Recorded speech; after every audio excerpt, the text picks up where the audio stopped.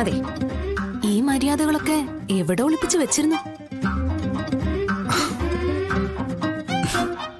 ഇതിനകത്തുണ്ട്. തുറന്നു കാണിക്കാൻ പറ്റിയിരുന്നെങ്കിൽ തുറന്നു കാണിച്ചേനെ. എന്നാ എന്റെ മനസ്സിനകത്ത് 6 വർഷത്തെ പരിഭവങ്ങളും സങ്കടങ്ങളുമാ. അത് തുറന്നു കാണിക്കാൻ പറ്റില്ല. പറഞ്ഞു ബോധ്യപ്പെടുത്താനേ പറ്റൂ. എത്ര പരിഭവങ്ങളും സങ്കടങ്ങളും ഉണ്ടെങ്കിലും എന്നെ വിട്ട് തന്റെ മനസ്സിന് ഒരിടത്തേക്കും പോകാനാവില്ലെന്ന് എനിക്കറിയായിരുന്നു. ആ ഒരു വിശ്വാസമാ 6 വർഷം എന്നെ ജീവിക്കാൻ പ്രേരിപ്പിച്ചത്. ഇനിയും ഇങ്ങനെ വീണ് കിട്ടുന്ന നിമിഷങ്ങളിലെ സന്തോഷം മതിയെന്നാണോ? എന്നും എപ്പോഴും വിഷ്ണുവേട്ടൻ കൂടെ ഉണ്ടാവണമെന്ന് മനസ്സ് ആഗ്രഹിക്കുന്നുണ്ട്. ഇനിയിപ്പോ അങ്ങനെ തന്നെയാണല്ലോ. എല്ലാം കലങ്ങി തെളിഞ്ഞില്ലേ? സമയം വൈകി, ഞാൻ പോട്ടെ. ഒരു മിനിറ്റ് ഒന്നൊന്ന്.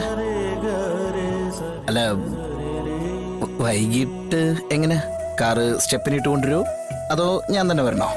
അയ്യോ വേണ്ട, കാറ് ശരിയാക്കി രാമേട്ടൻ കൊണ്ടുവന്നില്ലെങ്കിൽ ഞാൻ മറ്റെന്തെങ്കിലും മാർഗം നോക്കിക്കൊള്ളാം. ദയവേത് ഇനിയും ഇങ്ങനെ സഹായിക്കരുത് കേട്ടോ. ആഹാ, അത് ശരി. ഒരു ഉപകാരം ചെയ്തതിന് കളക്ടർ ഇങ്ങനെയാണോ മറുപടി പറയേണ്ടത്? ഉപകാരം എന്നെ കൊണ്ട് പറയിക്കണ്ട. അല്ലെങ്കിൽ നിങ്ങൾ പെൺവർഗം. അയ്യോ സോറി. അല്ലെങ്കിൽ നിങ്ങൾ പെൺവർഗങ്ങൾ ഇങ്ങനെ തന്നെയാ. ഇങ്ങനെ സ്നേഹം മുഴുവൻ അവകാശത്തോടെ പിടിച്ചു വാങ്ങിയിട്ട് ചോദിക്കും എന്തിനാ സ്നേഹിക്കാൻ വന്നേന്ന്. അതുപോലെ കളക്ടറല്ലേ കൃത്യമായിട്ടൊന്ന് മീറ്റിംഗ് അറ്റൻഡ് ചെയ്തോട്ടെ എന്ന് കരുതി ബൈക്കിൽ കൊണ്ടുവന്നിട്ട് കൃത്യമായിട്ട് കളക്ടറിന്റെ ഓഫീസിന്റെ വാതിലെത്തിയപ്പോ പറയാ ഇതുപോലെയുള്ള സഹായങ്ങൾ ദയവ് ഇത് ചെയ്യരുതെന്ന്. അല്ലെങ്കിൽ എല്ലാ ആൺവർഗങ്ങളുടെയും ശാപം അത്. പെണ്ണുങ്ങളുടെ വാക്കും കേട്ട് കഷ്ടപ്പെടാനുള്ളത് മുഴുവൻ കഷ്ടപ്പെടും. ഒടുവിൽ കരിവേപ്പില പോലെ അങ്ങ് മാറ്റിക്കളയും.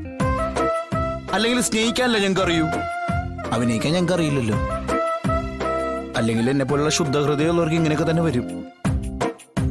ഓ എന്തായാലും സമ്മതിച്ചു. ഒരു നന്ദി വാക്ക് പോലും ഞാൻ ചോദിക്കുന്നില്ല. അല്ല, ഞാനതൊട്ട് ആഗ്രഹിക്കുന്നില്ല. പിന്നെ എന്റെ ഒരു മര്യാദ, അതുകൊണ്ട് ഞാൻ പറയാ. കാരണം ഇനി എന്തെങ്കിലും കാര്യമായിട്ട് എന്തെങ്കിലും കുഴപ്പമെന്നുണ്ടെങ്കിൽ വിളിച്ചാൽ മതി, ഞാൻ വന്നോളാം. പറഞ്ഞു കഴിഞ്ഞോ?